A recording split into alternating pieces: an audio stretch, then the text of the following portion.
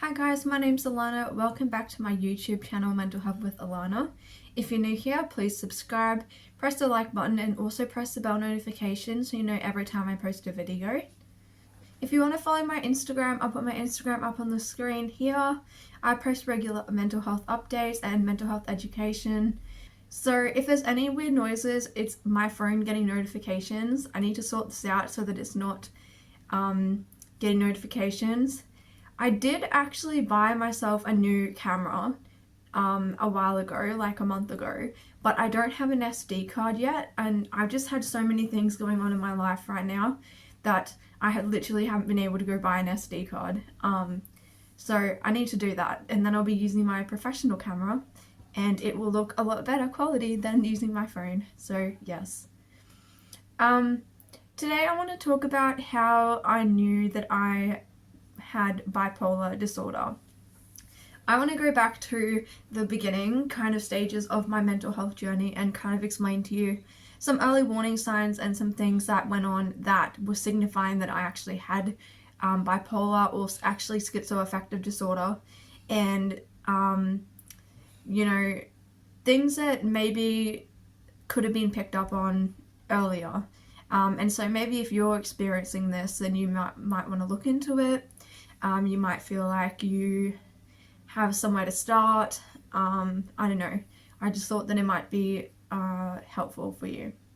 So I first started experiencing symptoms of just bipolar. Now, I'm diagnosed with schizoaffective disorder bipolar type, but back when I was about 13, 14, I started experiencing symptoms of bipolar in itself. So it wouldn't have been diagnosed as schizoaffective back then. It kind of morphed into schizoaffective later,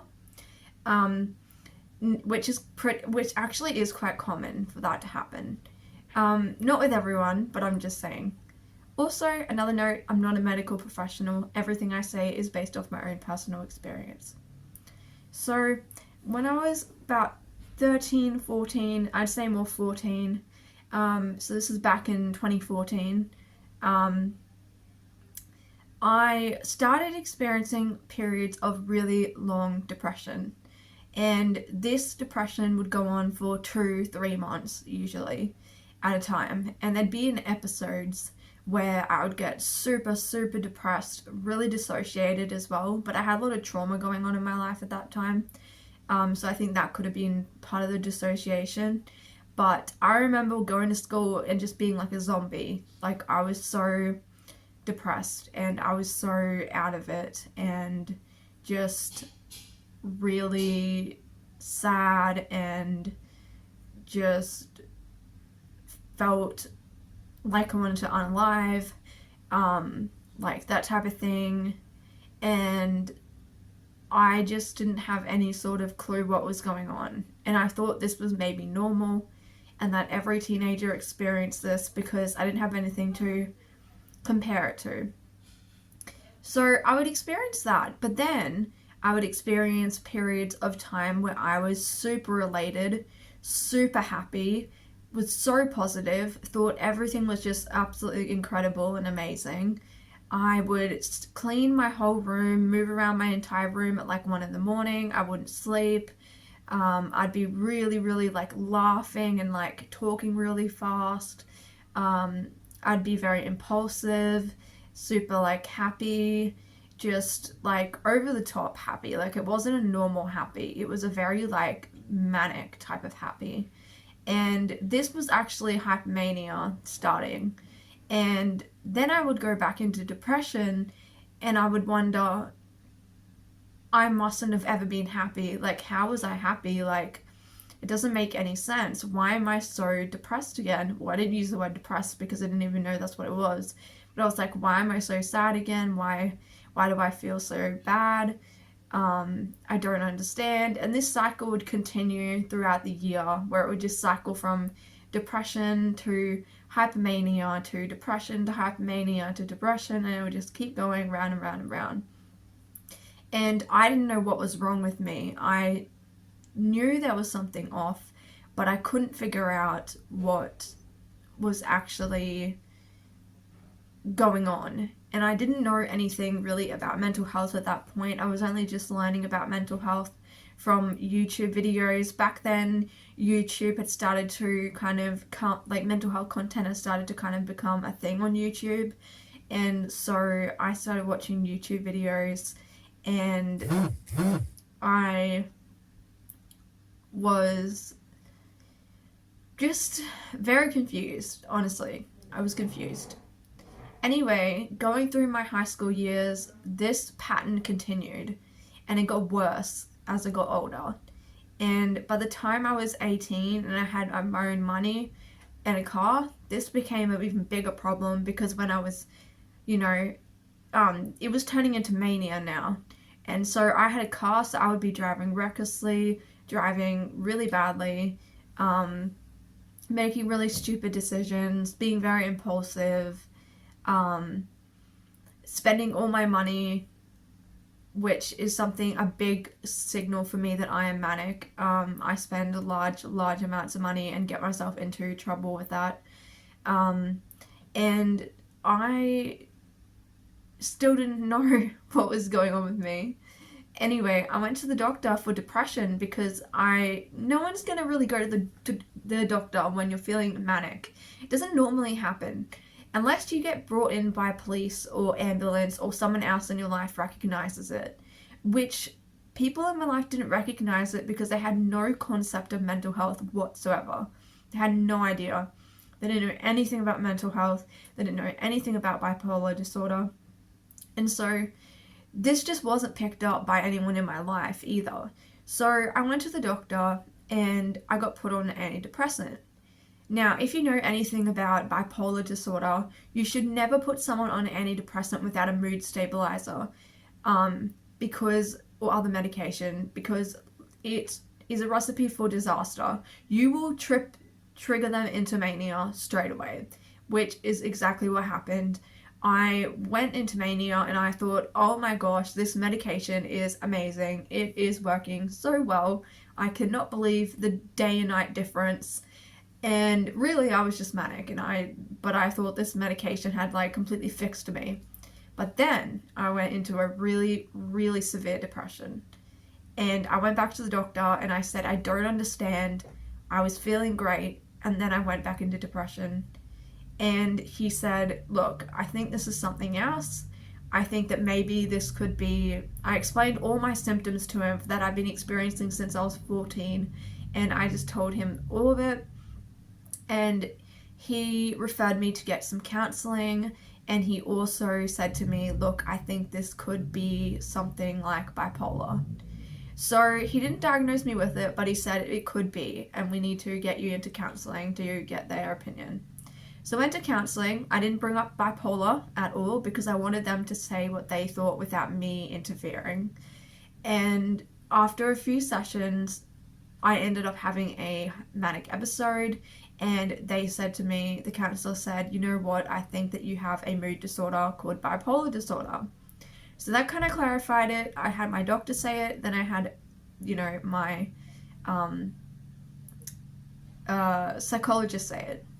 So I continued sessions with the psychologist for about 10 sessions, I think I had. And I'm just trying to think back because this is a long time ago. This is probably 2018, the end of 2018. Going into 2019, I had a big manic episode. What was then it became very obvious to everyone around me that something was wrong. I was behaving very, very weird, very unusual, not like myself. I've talked about it a lot on this channel, I've got videos how I was diagnosed with bipolar and everything like that, so if you want to hear more details about this manic episode, you can go and watch those videos. But in short, I was behaving just so unusual and so weird and not like myself that I ended up at my GP's office, and she sent me to the emergency department to get seen by the mental health team. The mental health team came and saw me, and they said the same thing, that they thought that I had bipolar disorder.